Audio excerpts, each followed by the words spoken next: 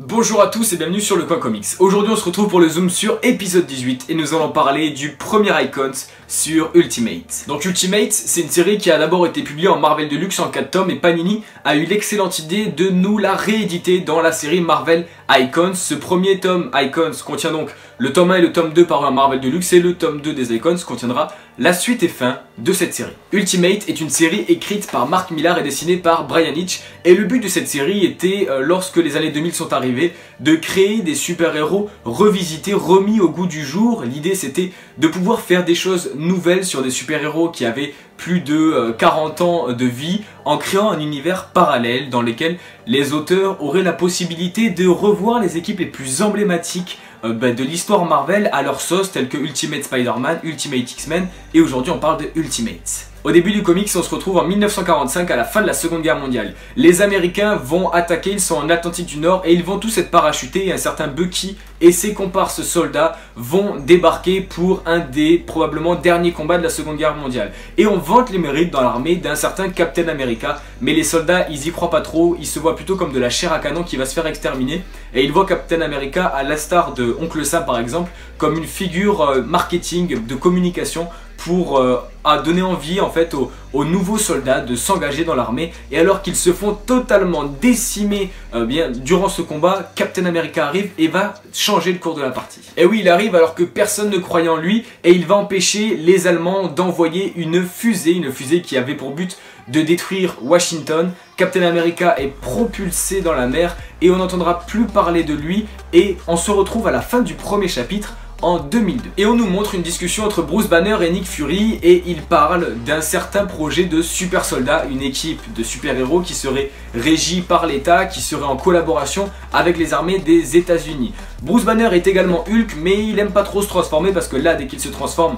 son alter ego est totalement différent de lui et il décime des centaines de personnes et il travaille depuis de longues années maintenant sur un sérum qui permettrait de recréer un Captain America parce que Captain America, depuis la Seconde Guerre mondiale, eh bien, il est décédé, on n'en entend plus parler et on nous introduit également Tony Stark, La Guêpe et Hank Pym qui vont être les fondateurs de cette équipe Ultimate. Et comme je vous l'ai dit, cette équipe elle est publique parce qu'elle est régie par l'État et en collaboration avec l'armée. On a également Thor qui est introduit, un Thor bien différent parce qu'il est beaucoup axé sur l'environnement et il refuse de rejoindre une équipe de capitalistes anti-écologie qui est le projet Ultimate, qui est un projet qui va coûter des milliards de dollars aux États-Unis. C'est proclamé publiquement, cette équipe est créée avec Tony Stark, Bruce Banner, Hank Pym alias Giant Man, La Guêpe et Nick Fury qui va gérer tout ça. Et c'est le début de l'aventure de cette équipe extraordinaire. Bon allez, je vous dis juste ça, on va retrouver Captain America congelé dans de la glace et on va réussir à le sortir pour qu'il soit la tête de cette équipe Ultimate et Bruce Banner pourra abandonner son projet de travailler sur un sérum qui créera un super soldat. Mais les mois et les semaines passent et il se passe pas grand chose, les Ultimates n'ont strictement rien à faire, ils se roulent les pouces à sortir des blagues en salle de repos et c'est pas très bien vu par les gens parce que ce projet il a coûté des milliards de dollars aux États-Unis et les Américains ils le voient pas super bien parce qu'ils font pas grand chose. Du coup Bruce Banner qui est à la base, à l'initiative avec Nick Fury de ce projet de super soldat, de ce projet Ultimate, il va décider également par jalousie suite à une histoire et une relation amoureuse très compliquée, il va s'injecter un sérum de Hulk et un sérum de super soldat en même temps pour se retransformer en Hulk. Ça fait des mois et des mois qu'il ne s'était pas transformé et alors qu'il commence à tout détruire sur son passage, il a enfin donné une raison Ultimate de s'allier et une raison de combattre et de prouver aux gens que cette équipe ne sert pas à rien et je vous laisse découvrir la suite du comics par vous-même.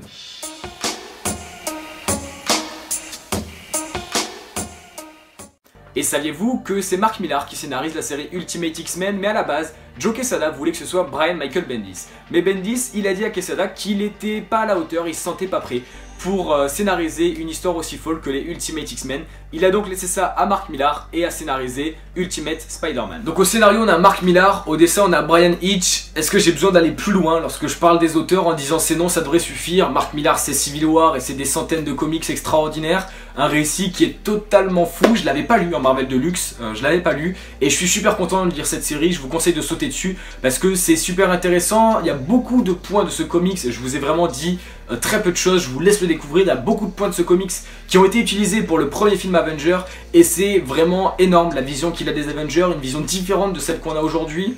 Au niveau des dessins, Brian Hitch, vous voyez les planches, c'est tout simplement magnifique. C'est extraordinaire le travail qu'il fait sur chaque personnage, chaque scène est totalement détaillée. Vous aurez même des bonus à la fin de ce comics et les auteurs en fait ont une discussion chapitre par chapitre de ce qu'ils ont fait, ce qu'ils ont développé et ils nous montrent des détails que il faut être tellement attentif qu'on les voit pas forcément sur les dessins et c'est un travail totalement fou fait par Mark Millar et Brian Hitch. Mais du coup, qu'est-ce qui m'a plu dans Ultimate Tome 1? Ce que j'ai adoré dans ce comics, principalement, c'est le développement de chaque personnage qui est totalement différent de ce que nous connaissons aujourd'hui. À l'heure actuelle, après Secret Wars, l'univers Ultimate et la Terre 616 à la base ne font qu'un, il n'y a plus cet univers. Et à la base, c'était vraiment deux univers distincts où il y a eu les Ultimate Spider-Man, Ultimate X-Men et les Ultimates qui sont les Ultimate Avengers. Mais Joe Quesada ne voulait pas les appeler comme ça.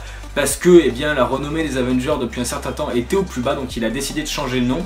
Et cette série Ultimate, elle est tout simplement extraordinaire. Elle nous montre une facette différente en fait de ce groupe de super-héros qu'on connaît tant, les Avengers. Elle nous montre un groupe militarisé, un groupe régi par l'État, par des lois et géré par vraiment tous les États-Unis. C'est totalement différent de ce qu'on connaît nous aujourd'hui. On l'a vu d'ailleurs grâce à Civil War par exemple. Et c'est quelque chose de totalement fou, on a quelque chose de super inventif, super innovant. Et c'est un comics que je vous conseille fortement parce qu'il va vous permettre déjà, de par un scénario totalement extraordinaire. Alors le point que je vous ai dit avec Hulk est le premier point de ce comics. Ensuite il y a toute la deuxième partie qui va retracer un petit peu sur les origines de Captain America, sur son passé. Et va nous montrer que tout est plus ou moins lié. Et ça va vous rappeler le film forcément Avenger. Donc c'est excellent à lire. Il y a beaucoup de personnages en plus qui vont arriver dans cette équipe Ultimate. Mais j'en ai pas parlé pour vous laisser le découvrir. On retrouve une équipe innovante, des personnages travaillés différemment, des personnages avec une vision de pensée, un caractère, une physionomie totalement différente. Et franchement c'est une pépite, il me tarde de lire le tome 2, je vais sauter dessus dès la sortie tellement j'ai adoré. Et je vous conseille fortement de sauter dessus parce que ça vaut vraiment le coup à voir. En plus le fait qu'il est sorti en Icons, ça vous coûte moins cher que du coup en Deluxe, vu qu'il y aura 2 tomes à 36 € chacun. En Deluxe c'est 29 € pour 4 tomes, 29 € pièce. Donc vous y êtes gagnant et franchement foncez dessus parce que ça vaut vraiment le coup d'être lu. Et cette série a été clairement cette année, je l'avais pas lu avant encore une fois, mais ça a été un des meilleurs comics que j'ai lu pour l'instant. Un des meilleurs comics que j'ai lu en 2017. Donc foncez dessus, gros coup de cœur, vraiment un énorme coup de cœur sur ce Ultimate.